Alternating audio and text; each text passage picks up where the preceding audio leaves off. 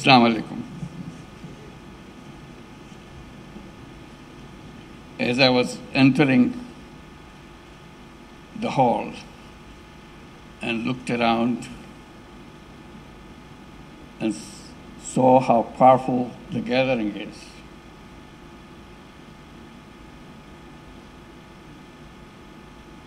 and then I looked at the sign there, the topic of the seminar, my heart started throbbing.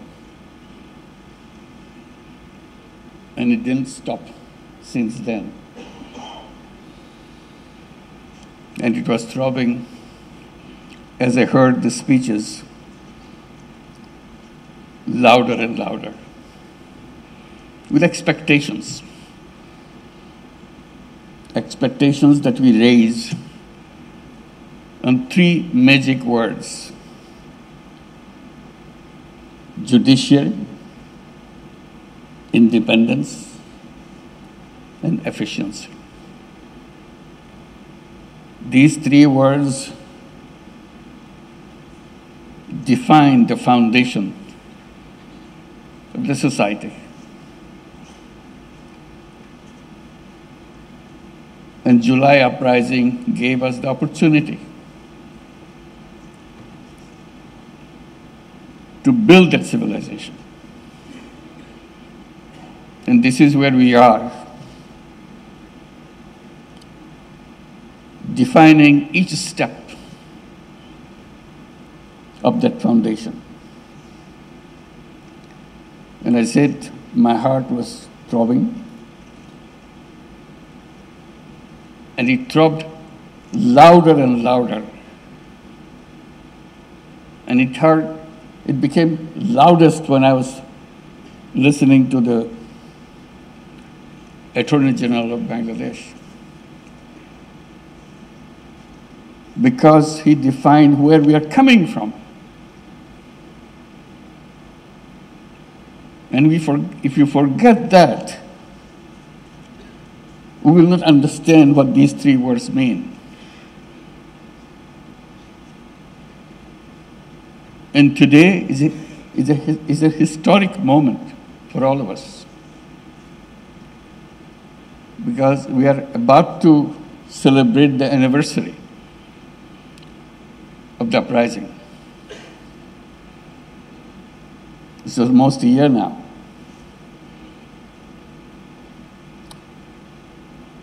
Our young people defined their aspirations with their blood. And it's our job to make their dream come true, the dream of creating new Bangladesh. This is what we are talking about. This is step one. Nothing can work until we go back to these three words and establish them. And everything else is possible if you make this beginning in the right way. And thank you, Honorable Chief Justice, for elaborating every single step of the way, what the needs are, what we must do. So today, on this historic moment, let's pledge that we'll make it true, make it come. Because this opportunity will never come again. We must not let this slip away from us. And the heart that was throbbing will make that happen if you keep it throbbing until we achieve those words, which is given as a theme for the seminar. Honorable Chief Justice of Bangladesh, an honorable guest, honorable ambassadors and high commissioners, I feel very privileged to be here today. For the very reason that I explained, this is where it all begins. If we cannot get this right, rest of it will not come right. So let's make sure we make it right. This seminar is particularly timely and significant, as I explained, as it has been convened during a pivotal period of reform of Bangladesh. Every nation awaits a moment of transformation, an opportunity to mark a new beginning. This is our moment.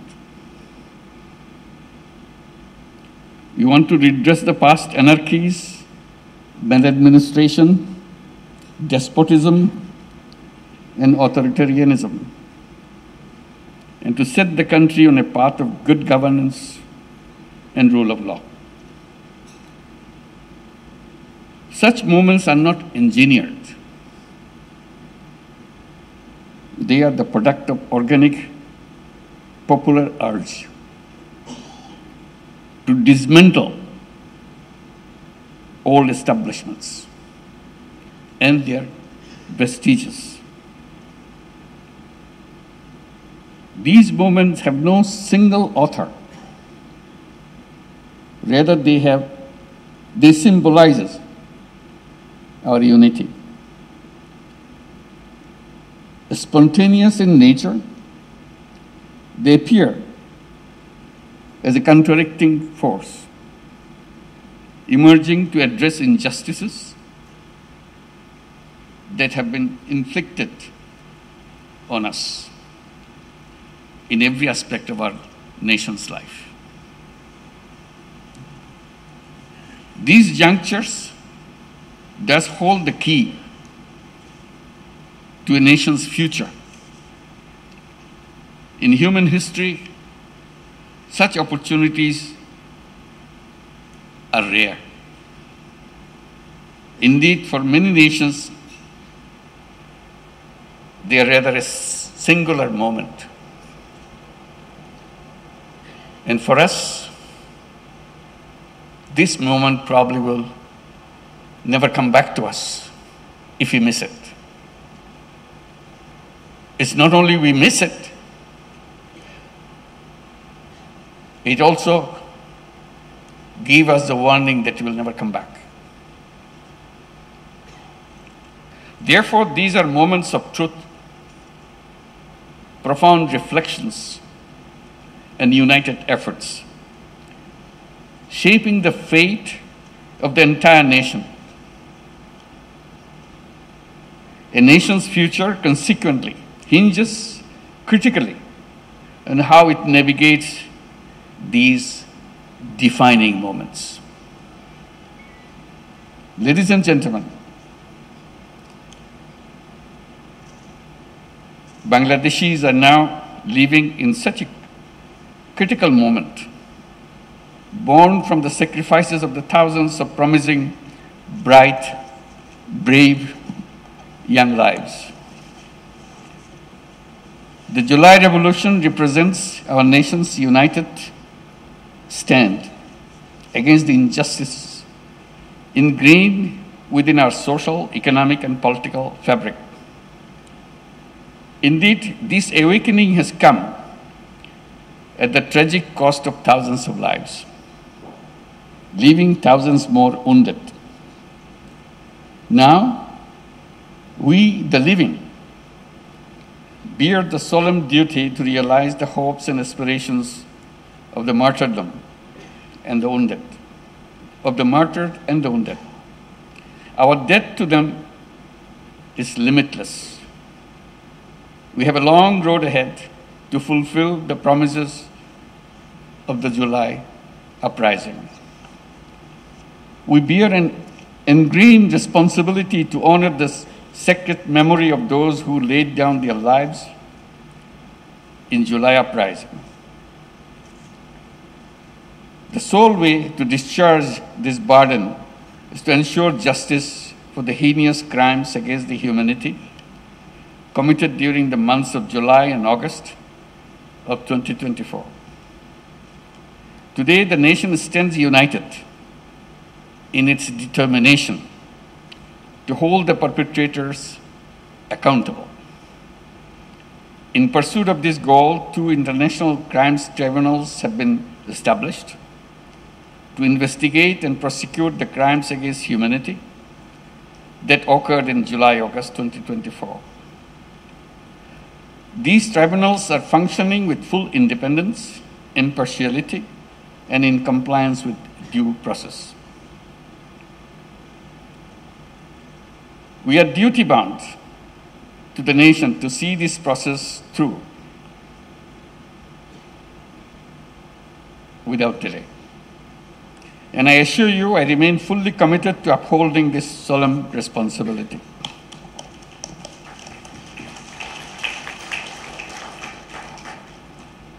But we must keep in mind the July uprising was not merely about ousting a despotic regime. It was fueled by an intense desire to dismantle the deep-seated hegemonies and the biases that have persisted from the villages to the cities. Through the revolution, we aim to create a just society where liberty, equality, and dignity would guide all our actions.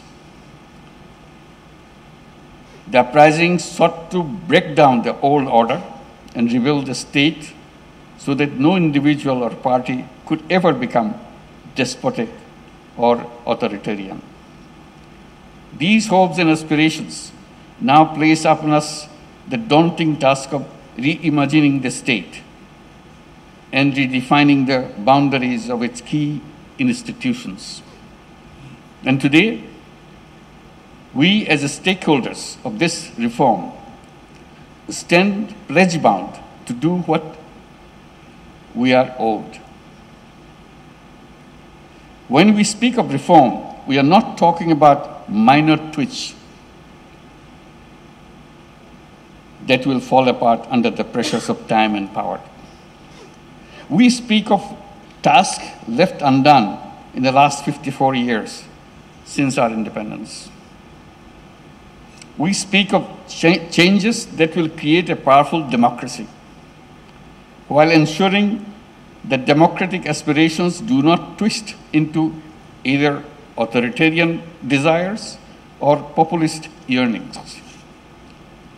Using populist tactics to win elections and then abusing and manipulating the power structures, dismantling checks and balances, and turning oversight bodies into tools of oppression, these are common strategies from the autocratic playbook. The opportunity for reform endowed on us by the July Revolution presents us with the opportunity to design such mechanisms and power structures that can foil these autocratic maneuverings. The governance of the state in the 21st century presents distinct challenges to securing polities founded on democratic ideals. These challenges range from countering rising populism to repelling authoritarianism, illiberalism, and similar threats. Bangladesh has unfortunately experienced all of these challenges at various stages and varying degrees. It is widely argued that there is one institution, namely judiciary, that can play the most significant role in addressing these issues. That's why we are here today, to make sure we build the judiciary to make it happen. As an organ of the state, in line with the theory of separation of powers, the judiciary bears the responsibility to uphold and deliver justice, both broadly and individual cases. In the past years, however, have shown how the integrity of this vital institution has been undermined, to say the least. How the judiciary was co-opted to empower state machinery rather than limit it. How it was used to circumvent checks and balances, and how it was weaponized to clamp down on dissent. All of these have led us to this particular moment today, necessitating reform so that the judiciary can reclaim its independence, efficiency, and a process initiated under the leadership of Honorable Chief Justice of Bangladesh and being undertaken by the Ministry of Law and Justice of the interim government. Distinguished guests, in considering reform initiatives, we must assess the effectiveness and credibility of various institutions and structures in shaping Bangladesh's future. The judiciary is no exception. It is a concerted effort to bring about meaningful change. Judiciary Reform Commission has been formed and it submitted its report grounded in deep research into the country's unique circumstances.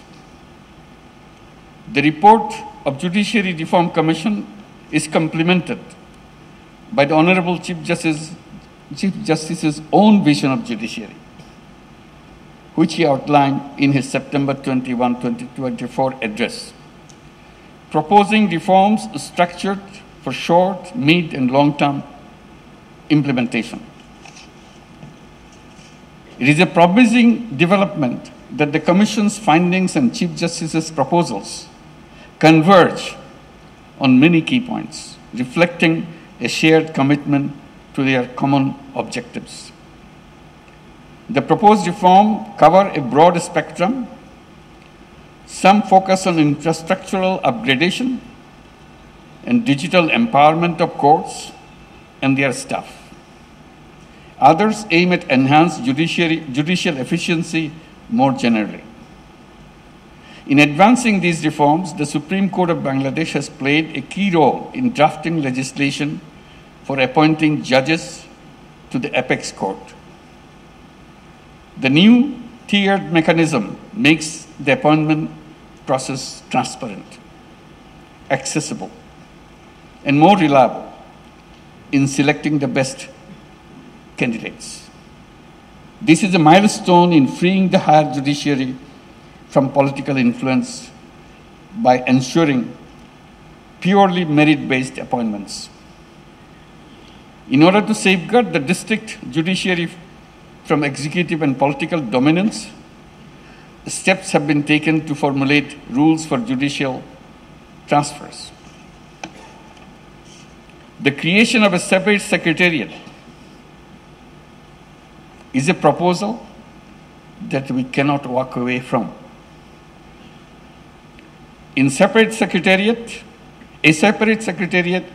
would grant the judiciary the structural autonomy to adjudicate without external pressure. It is also commendable that as part of the reforms, the Supreme Judicial Council has been made fully operational, ensuring judicial accountability and independence. I extend my heartfelt gratitude to the Honorable Chief Justice for leading these reforms. His initiative in visiting every division of Bangladesh to garner support and inculcate consensus has fostered a strong sense of ownership in the process in all judicial officers and other stakeholders. In this demanding work of reforming the judiciary, we have not been alone.